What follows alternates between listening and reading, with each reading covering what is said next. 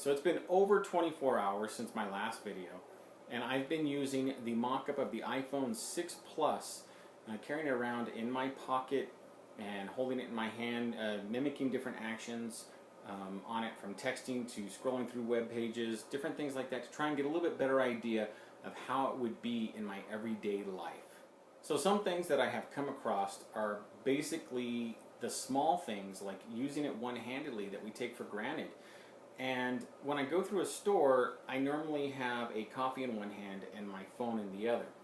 So texting one-handed at that point becomes kind of a necessity if you're doing that. And while I can do it very well with this wooden mock-up, on the actual iPhone 6 Plus, it is going to be slipperier. If you take an actual iPhone 5S and just kind of hold it between your fingers and see, just open your fingers slightly, you'll see how slippery these things are. Even just letting it lay in your hand.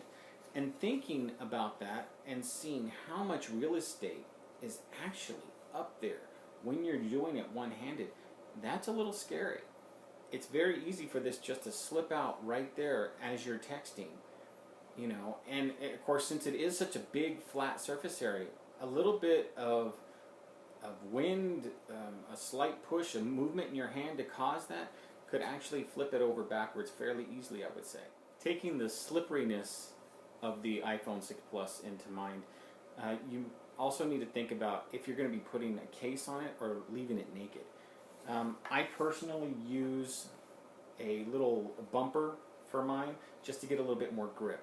I'm not so worried about, protecting it as much as just having a little bit more grip with it.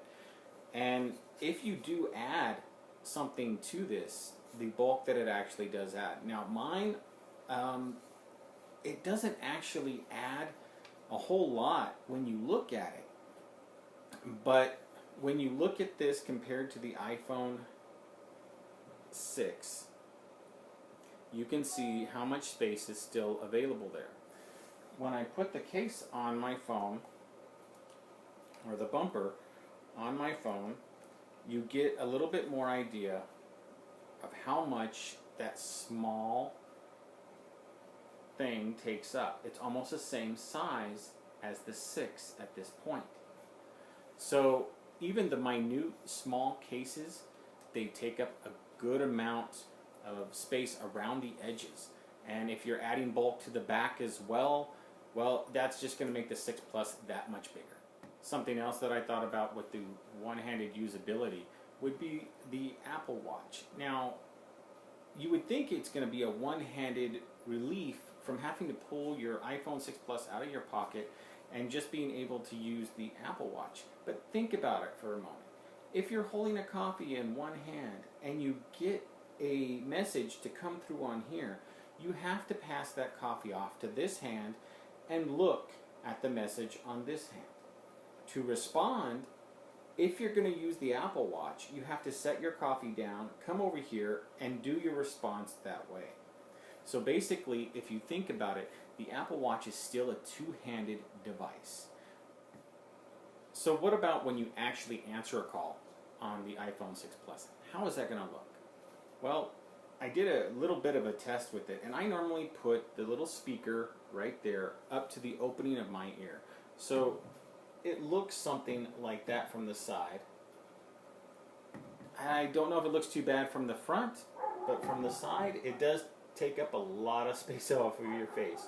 Now some of you might push it back a little bit further. It still covers up one heck of a lot of the face. As far as the iPhone 6, again, the speaker over the opening of my ear, and then back a little bit further for those of you that might wear or use it that way. And then I have my iPhone 5S, and this is how it looks over the opening of my ear and back a little bit further. So that's how it would basically look on your face. And of course, if you want to see a comparison of the two side by side, that's a front view. That, I look like I have mutton chops, but on this side and that side, you just get a little bit of an idea. And there is the difference there of the 5S and the 6 Plus. That is hugely different. So what about the 6 Plus in my pocket?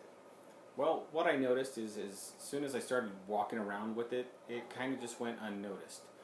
When I did notice it though is going up and down the stairs. When I did go up and down the stairs, I noticed that one of the corners kind of pushes up in the upper part of my leg, right there by my hip. It's a little bit annoying, but not fully uncomfortable. And I can shift it over to the other side. It kind of alleviates that. But again, if you're constantly having to shift your phone around, that's going to get annoying in itself. Now in the truck, whole different scenario. My leg sits up just a little bit because of the foot being on the floorboard. Kind of makes my knee bend, which tightens my pants. And that, of course, pushes the phone a little bit tighter against the leg. Again, not unbearable, but it is uncomfortable. I did try this with a tighter pair of pants as well, and the same type of thing with the front leg. You put it in there and it kind of just pushes down as you walk. Because those pants are tighter, it is holding the phone closer to your leg. In the back pocket of those, it did stick up about that much on it. So for those of you that use it in the back pocket, you are going to be probably having the phone stick out some. Unless you're wearing the looser pair of pants like I normally wear, then it probably will go all the way in. Something else to think about with the iPhone 6 Plus is for those of you that exercise and you wear it here on your arm, that's a lot of foam taking up your arm. Now again, I'm about 6'1", and this is taking up almost the entire bicep of my arm. So if you do use your iPhone for exercise and you wear it on your arm, definitely consider how much space that's actually going to take up of your arm, and if you're going to be able to move comfortably with that there. So a few additional things to consider besides just the size with the iPhone 6 Plus and the iPhone 6 are, of course, blatantly the screen size is definitely something that you first want to consider, and the size of the phone.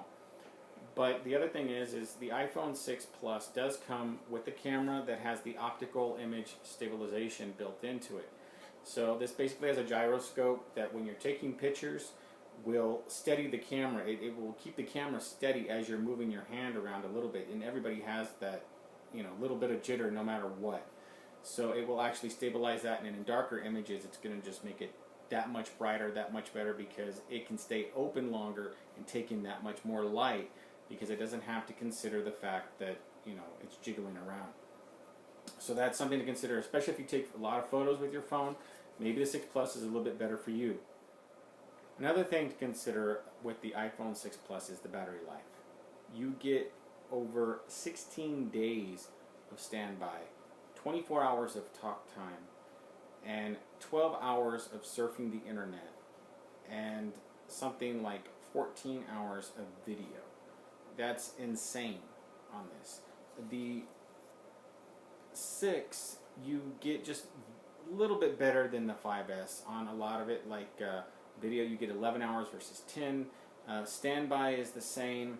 I believe it's 10 days. And then on talk time you get 14 hours, which is improved from the 10 hours that you get on the 5S. Okay, another thing with the iPhone 6 Plus is the ability to rotate the screen and get more of an iPad-esque view. You're going to get 2 columns in the Mail app, the Message app, things like that. So you're going to get inbox area over here for your messages and mail, and the actual message will show up over here in another column. If that's something important to you, if that's something that appeals to you, that's another reason to consider the 6 Plus over the 6. Okay, on to the iPhone 6. Now, the things that you don't get with the iPhone 6 Plus are the image optical stabilizer, the, of course, massive screen, and the ability to rotate it and have it go into that form. That will not be available on the 6, only on the 6 Plus. So those are a few things to consider. The biggest advantage to the 6 that I can see is just the portability. It's sleek, it's small, it's able to be carried with you all around. No worries about if it's going to fit in a pocket, if you're going to be able to handle it well enough, or any of that. So it is a little bit thinner than the actual 5S. And so that in itself, I mean, it's going to be a super sleek, small phone, especially in comparison to that 6 Plus. Okay, so there you go. There's the wrap up of me using the mock-up of the iPhone 6 Plus. Hopefully that gives you a little bit more of an idea of which phone you're going to go with. As for myself, I'm still up in the air. The geek side of me is saying go big or go home. The practical side of me is saying you need something sleek and small. So I guess I'm no closer than I was a day ago, but hopefully somebody out there has got a little bit more use out of this than I have personally. Remember, keep in mind, this has better battery life, rotating of the screen, image optical stabilizer to add to the massive screen. This, larger screen than the 5S, same basic battery life, but super sleek in style and design. Hopefully this will help you make your decision, and hope to see you back here soon. Thanks for watching.